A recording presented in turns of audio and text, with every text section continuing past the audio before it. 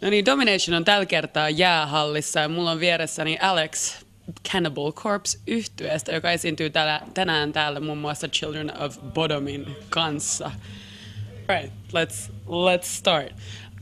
So you have the second to last show on this tour. You're touring with Children of Bodom and Diablo. Have the Finns gotten you to any kind of severe trouble? Not me, no, because I don't really drink at all, but you know, some of the guys have been doing a little partying and having a good time. I mean, we've been having a lot of fun. They're both great bands, you know, great people. So we've been having a lot of fun, but nothing as crazy as you might think.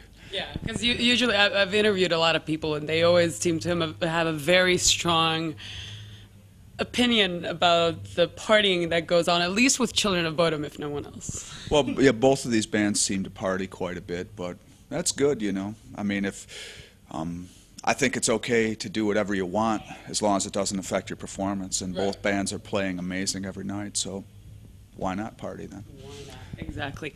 So, Cannibal Corpse is an old school band, if you will. You've been around for a while, and during your career, you've actually been banned from several countries due to whatever reason, whether it be the cover art or whatever legislation situation there's been. So how can you be banned in like a country like Germany where you think that anything would go, and suddenly the cover art of your albums have been banned in Australia? What's your take on that?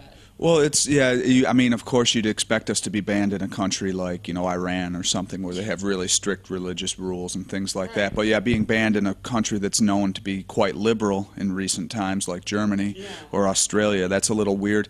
I think it's just, you know, it's the censorship of violence or whatever. We do have some extreme graphic violence in our covers and in our lyrics. So I can understand where people that aren't really familiar with the kind of people we are and how we approach what we do, I could see where they would be a little concerned, but the concern is wasted, really. You know, they don't really understand what we're about, obviously, and they haven't looked that closely at it. I mean, at first glance, the entire death metal scene seems like an incredibly negative thing to someone on the outside of it, but of course it isn't. We all know that, but they don't know.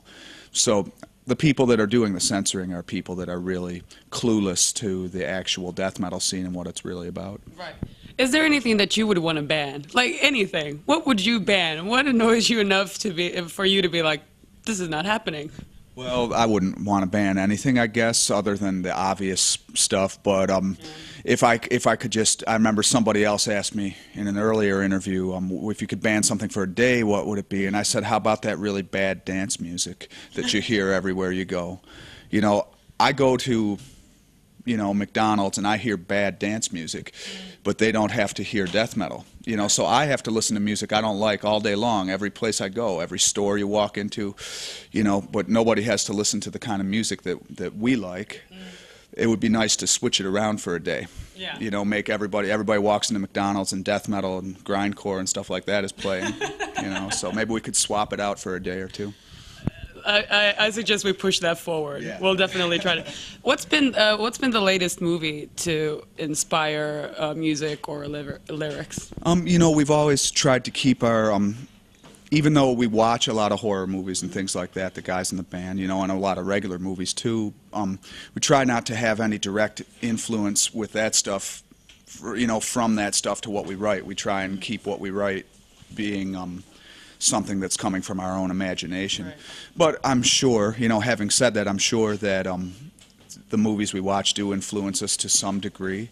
I saw a couple of pretty good movies lately. There's a movie called High Tension from France that I liked a lot. Yeah, that's a good one. Yeah, and a movie called The Girl Next Door from the United States that was really disturbing. Yeah, that's a rough one. Yeah.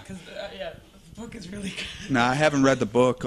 Just actually, a friend of mine, the bass player for Paths of Possession, Randy, gave me a bunch of movies because he's a real horror aficionado, and he kind of keeps me up to date on all the good new horror, and he loaned me those ones, and I was really impressed with both. A movie called Inside from France. See, really this is my Facebook status says this today.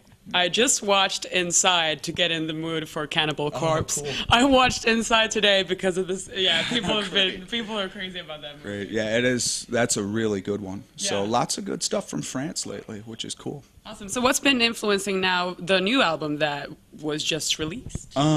You know, really, like I said, we try not to take influence from any direct source. You know, be it when we're writing the music, you know, we're not trying to think about a certain band when we write.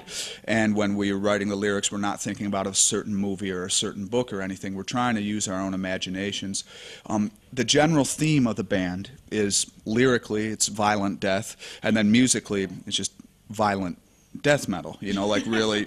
So that's what it's got to be, is like an aggressive, dark sounding music with lyrics that match. And those kind of things probably were inspired loose, you know, like in a general way by all the music we listen to and the movies we watch.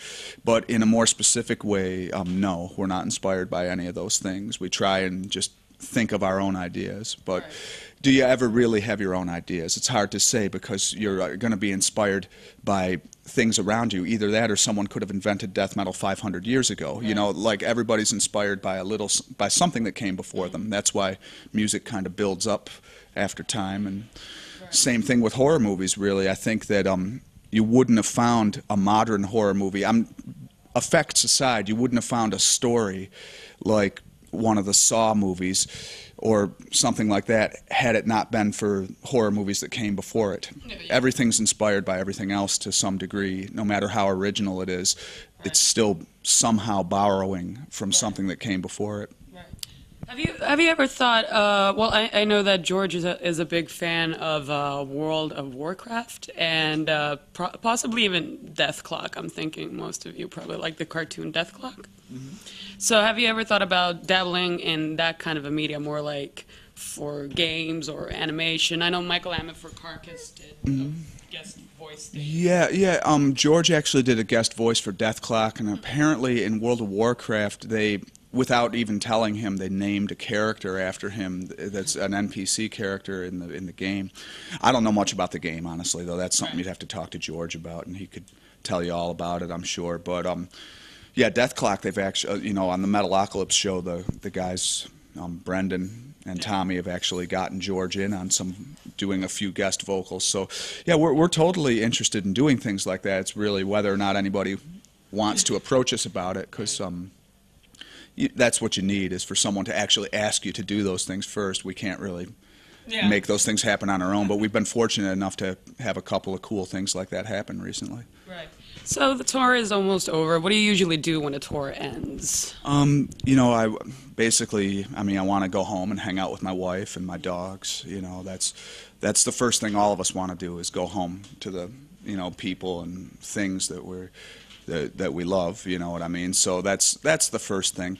Really go home, take a shower too, you know, because no matter how clean you get out here, I mean, you know, we're taking showers and then changing back into the same clothes we were wearing, because you don't get to do laundry out here. So your body's clean, but you're wearing the same clothes for days and days. You know, sometimes weeks. Yeah, it's the truth, you know, like, and that's how everybody's living on tour. It's not us. We're not unique in this way. Everybody's kind of, you know, you're kind of roughing it out here in that sense, even though it's still a really fun way to live. You know, there's little comforts of home that you miss out on. So you go home and you can just relax. You got your own private space. You know, you're just with your wife or whoever. So it's nice to just get that privacy again, because yeah, when you're on a bus with 16 people who don't get to change their clothes that often, it doesn't. Are you saying that sucks? No, it's fun, but it's you know, it's a situation where you wish that everybody was able to do their laundry. I'll leave it at that. Gotcha. All right. So, well, have a good show today, and still tomorrow, another day in Finland, and have a safe trip home when you finally get home. Yeah. Thanks very much. Thanks for the interview. Thank you. Kiitos. Jatketaan.